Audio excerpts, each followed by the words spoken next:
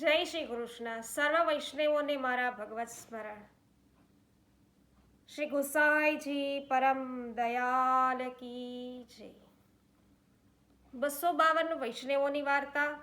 વૈષ્ણવ 25માં છે, હરિદાસ બન્યા મેરતાના. અને વૈષ્ણવો એમનો વાર્તા પ્રસંગ પેલો છે એ આપણે કાલથી આરંભ કરી દીધો છે અને એનો ભાગ બીજો છે આજેથી શરૂ કરી રહ્યા છીએ.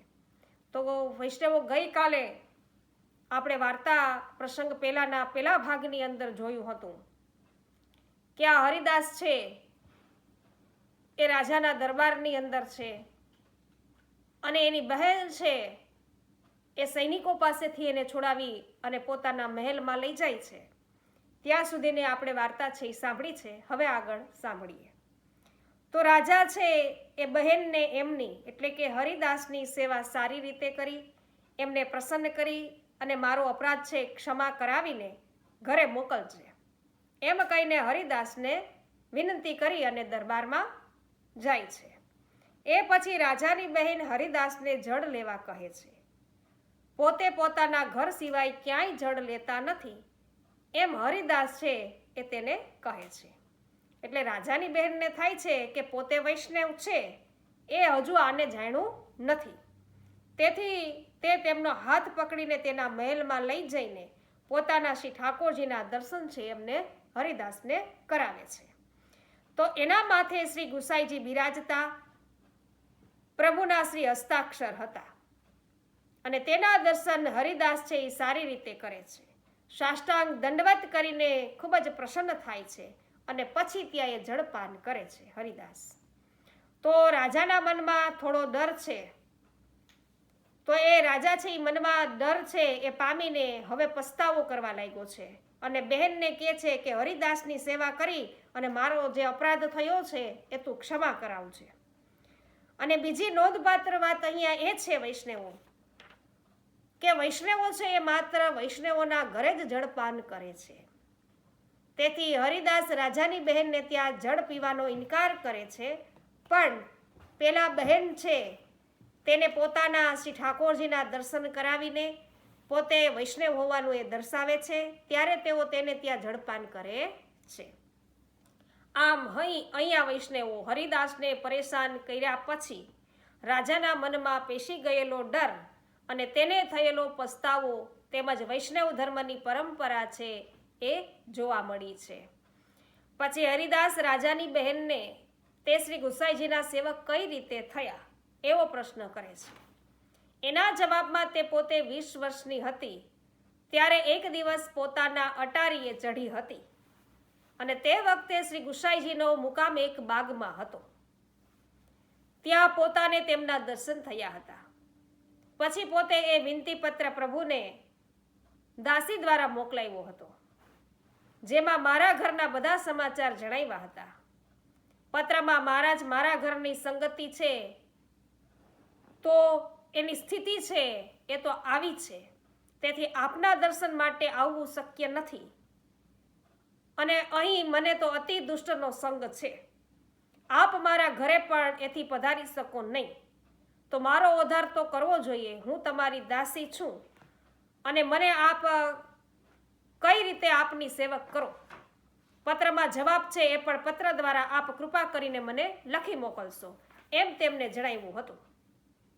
તો પત્ર છે એ વાંચીને ખૂબ જ આરતી છે એ મારી જાણીને શ્રી ગુસાઈજીએ મારા પર કૃપા કરીને નિવેદનનો પત્ર મોકલ્યો અને જેમાં સ્નાન કરીને અપરસમાં તું આ પત્ર વાંચજે, મેં પ્રભુની આજ્ઞા પ્રમાણે કર્યું એમ તે તેમને કહે છે. તો અહીંયા રાજાની બહેન છે એ શ્રી ગુસાઈજીના શરણે કઈ રીતે આવી છે એ દર્શાવવામાં આવ્યું કે પ્રભુ છે શ્રી ગુસાઈજી એક બાગમાં હતા, ત્યાં એમનો મુકામ હતો. આ એમના ઘરની અટારીએ એટલે કે બાલ્કનીમાં હતી. ત્યાંથી શ્રી ગુસાઈજીના દર્શન થયા. ત્યાં જ એને એમ થયું કે મારે એમના સેવક થવું છે, પણ કઈ રીતે થવાય, મેળાપ તો ન થઈ શકે. એટલે એક દાસીને છે પત્ર દ્વારા લખીને મોકલાવ્યું છે અને નિવેદનનો પત્ર છે સામેથી ગુસાઈજીએ પણ મોકલાવ્યો છે. જે પ્રમાણે ગુસાઈજીએ કહ્યું એ પ્રમાણે નિવેદનનો પત્ર છે એ સ્નાન પછી એમણે વાંચ્યો. પછી એ બહેન છે એ સેવા પધરાવવા માટે વિનંતી પત્ર પ્રભુને લખી મોકલે છે એથી તેઓ સ્વયં કૃપા કરીને તેના હસ્તાક્ષર પધરાવી આપે છે અને નિત્યની અને વર્ષ દિનના બધા ઉત્સવોની રીત પ્રણાલિકા તેઓ તેને લખી મોકલે છે ગુસાઈજી. તો આ રીત પ્રમાણે પોતે સેવા કરે છે એમ તે હરિદાસને કહે છે. તેની આ વાત સાંભળી હરિદાસને ખૂબ આનંદ થાય છે અને તેમને શાંત કરીને તે ઘરે મોકલે છે. તેઓ સ્વગૃહે પરત આવે છે તો શ્રી ગુસાઈજીની બહેન છે, શ્રી ગુસાઈજીએ એ બહેન પર કેવી રીતે કૃપા કરી પોતાના હસ્તાક્ષરો છે એ પધરાવી આપ્યા એ વાત પણ આપણને વૈષ્ણવ અહીંયા જાણવા મળી છે. તો શ્રી ગુસાઈજી પ્રત્યેનો તેનો ભક્તિભાવ છે એ જોવા મળે છે. વળી પોતાની અટારીઓથી પ્રભુના દર્શન થવા માત્રથી એ બહેનમાં તેમના શરણે જવાની પ્રબળ ઈચ્છા છે એ જાગે છે. એ બાબત છે પ્રભુનો પ્રભાવ દેખાડે છે. પછી આ વાત છે કેટલાક દિવસે શ્રી ગુસાઈજીના કાને શ્રી ગોકુળમાં આવે છે. કોની? આ હરિદાસની. ત્યારે તેઓ શ્રી ગોકુળથી શ્રી રણછોડજીના દર્શનાર્થે શ્રી દ્વારિકા પધારતા હોય છે. એ વેળા તેઓ મેરતા નજીક આવે છે અને ત્યારે પોતાના માણસોને તેઓ મેરતાને ડાબે છોડી અને ચાલો, એ ગામનો રસ્તો એ કે છોડી દો એવી આજ્ઞા કરે છે. અને ત્યારે તેઓ છે એ મેરતાની સીમા છે એ છોડીને પધારે છે. તેથી હરિદાસ આગળ જઈ અને તેમના દર્શન કરીને દંડવત તેમને કરે છે અને પછી તેમને વિનંતી કરીને ત્યાં મુકામ કરાવે છે અને તેમની સમક્ષ છે ભેટ ધરે છે. તો રાજાની બહેને પાઠવેલી ભેટ પણ તેઓ તેમને અર્પે છે, દંડવત કરે છે. પ્રભુ તેમને બધા સમાચાર પૂછે છે અને તેઓ બધા સમાચાર શ્રી ગુસાઈજીને કહે છે. આથી પ્રભુ છે એ ખૂબ જ પ્રસન્ન થાય છે અને પછી ટોકરી ખોલીને ભોગ ધરીને પ્રભુ થોડુંક ભોજન કરીને આગળ પધારે છે. તો જેલમજીની બહેન કહે છે કે જો ભાઈ તે વૈષ્ણવોનો અપરાધ કર્યો છે, તેથી આ વખતે શ્રી ગુસાઈજી તારા ગામની સીમાએ જઈ અને પણ નહીં પધાર્યા, ગામમાં જ ન આવ્યા અને સીમાથી એ છેટા રહેવાની વાત કરી. તો તેઓ બીજા જ ગામમાં થઈને જાય છે. જો ત્યાં ધૂળ ઉડે છે તો પ્રભુ છે એ દ્વારિકા પધારે છે. ત્યારે રાજા છે એ બહેનને, જો તું મને કહે તો હું પ્રભુનો રથ પાછો ફેરવી મંગાવું એમ કે છે. બહેન તેને આ કામ છે એ બળનું નહીં પણ દીનતાનું છે. તેથી હવે જો જ્યારે શ્રી ગુસાઈજી દ્વારકાથી પાછા ફરે ત્યારે તું દીનતા કરીને આપણા ગામમાં તેમને પધરાવજે એમ કે છે. તો રાજા એની બહેનને ઘણું સારું પાછા છે એ ફરતા તેમને હું આપણા ગામમાં છે એ પધરાવીશ એમ કે છે. પછી તે દ્વારિકાજીથી અને મેરતાથી ડાક ચોકી છે એ બેસાડી દે છે અને શ્રી ગુસાઈજી જ્યારે શ્રી દ્વારિકાથી પાછા ફરે અને જ્યાં જ્યાં મુકામ થાય ત્યાં છે એની બધી ખબર છે એ પોતાને કહેવાની સૂચના છે આ ડાક ચોકીવાળાઓને આપે છે. આમ રોજની ખબર તેમને મળવા લાગે છે. તો વૈષ્ણવો અહીં એ વાત તો સ્પષ્ટ થાય છે કે જે ગામમાં વૈષ્ણવનો અપરાધ કરાય છે તે ગામની સીમાએ પણ શ્રી ગુસાઈજી પગ મૂકતા નથી. એટલા એને એમના સેવકો ભક્તો છે એ ગુસાઈજીને વહાલા છે. તો રાજા પ્રભુનો રથ પાછો ફેરવવી મંગાવવા ઈચ્છે છે, પણ એની બહેન છે એ સાણી છે, ડાહી છે, એટલે એ છે એમ કે છે રાજાને કે બળથી નહીં પણ દીનતાથી કામ છે એ લેવા. અને પ્રભુ જ્યારે ફરી પાછા દ્વારિકાથી પધારે ત્યારે દીનતાથી તેમને ગામમાં પધરાવવા માટે ભાઈને કહે છે. તો અહીં બહેનની સમજ શક્તિ, કોઠાસૂઝ છે, હૈયા ઉકેલ છે એ અહીંયા દર્શાવવામાં આવ્યું છે. તો શ્રી ગુસાઈજી શ્રી રણછોડજીના દર્શન કરીને પાછા ફરે છે ત્યારે ગામના મુકામની ખબર છે રાજાને મળ્યા કરે છે, કારણ કે ઓલા ડાક ચોકીવાળા છે. પછી રાજાને પોતાના ગામ પાસે પધાર્યા જાણીને એક માણસને હરિદાસને બોલાવવા મોકલે છે.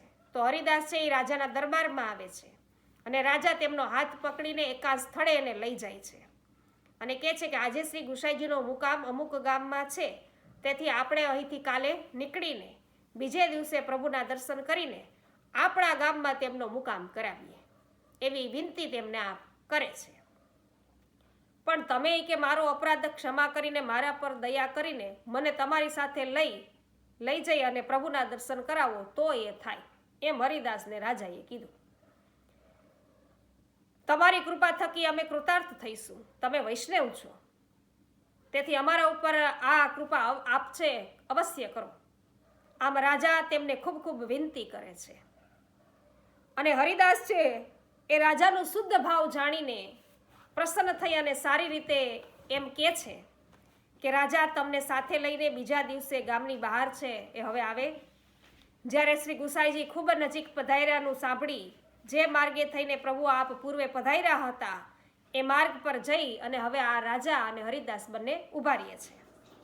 અને પ્રભુની રાજાની ફોજ જોઈ, પ્રભુ છે એ તો રાજાની ફોજ જોઈ અને કહે છે કે આ ફોજ કોની છે એમ કોઈકને પૂછે છે.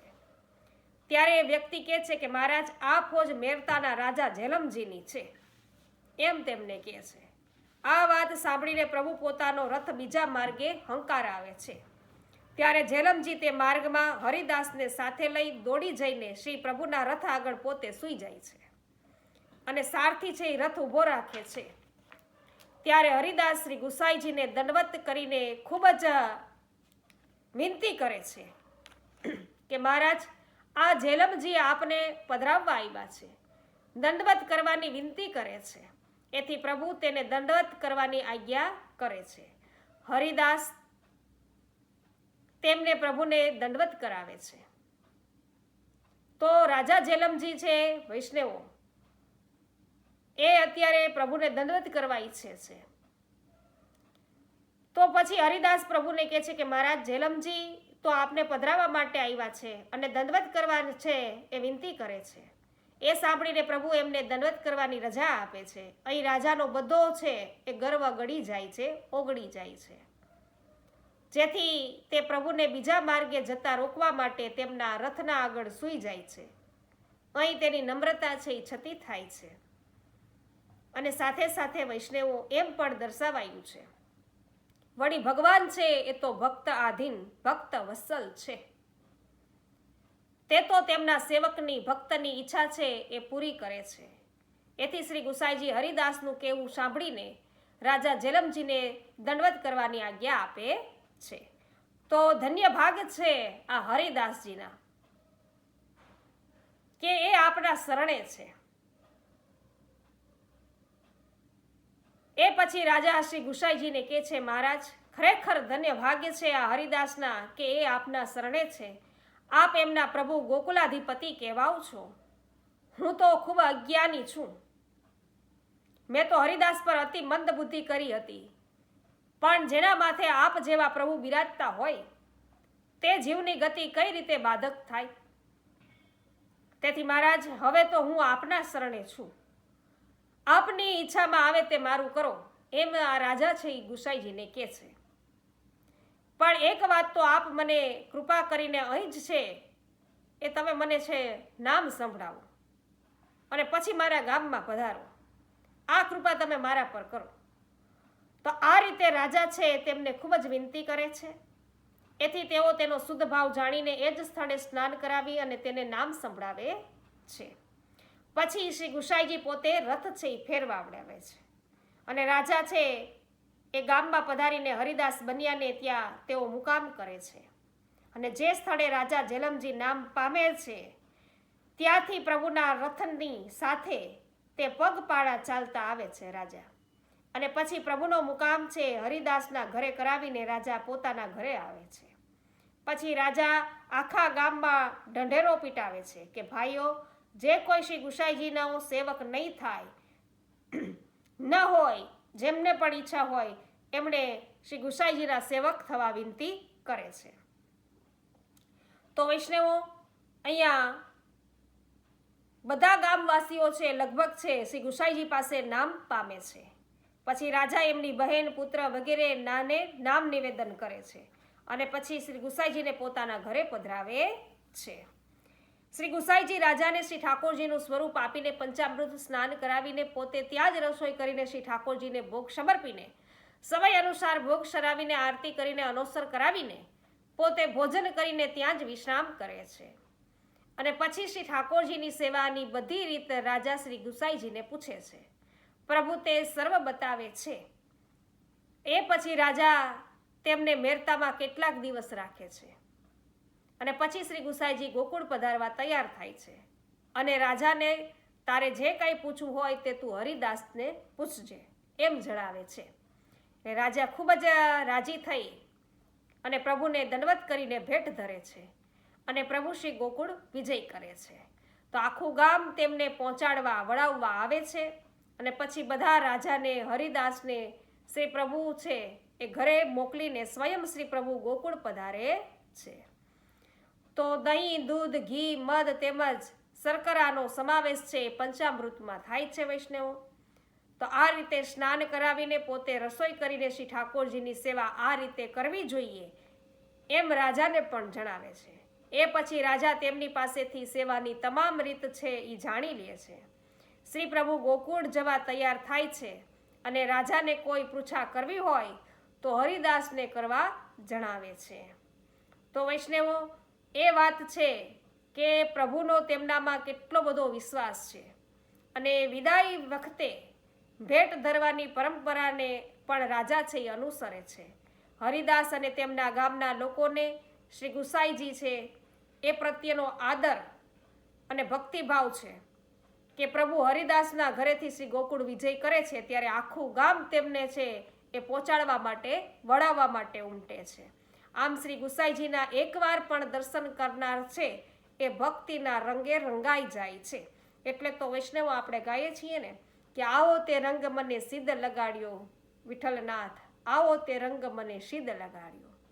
તો આ વાર્તામાં ભગવદીઓનો પ્રતાપ શ્રી ગુસાઈજીએ જગતમાં પ્રગટ કર્યો છે, વિખ્યાત કર્યો છે.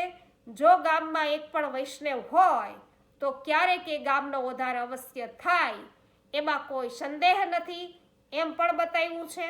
અને પછી કેટલાક દિવસે આ વાત સમાચાર ગોધરાના નાગજી ભટ્ટ છે એ સાંભળે છે અને તે જેલમજી આખા મેરતા સહિત શ્રી ગુસાઈજીના સેવક થયા છે એ જાણ તેમને થાય છે. ત્યારે તેઓ મોગરાથી મેરતા આવીને તેમને ત્યાં નોકરીએ રહે છે અને તેમને રાજા કારકુન કરીને થોડાક દિવસ બાદ પૃથ્વીપતિ બાદશાહ પાસે તેમને મોકલે છે. અને જેલમજી નાગજીને તમે પૃથ્વીપતિ પાસે જઈને અમારું કામ કરાવી આવો એમ કહે છે. ત્યારે તેઓ રાજાનું કામ કરીને શ્રી ગુસાઈજી પાસે શ્રી ગોકુળ આવે છે અને ખૂબ ભેટ ધરે છે. 1-2 દિવસ પ્રભુ છે પાસે રહીને તેઓ મેરતા પાછા ફરે છે.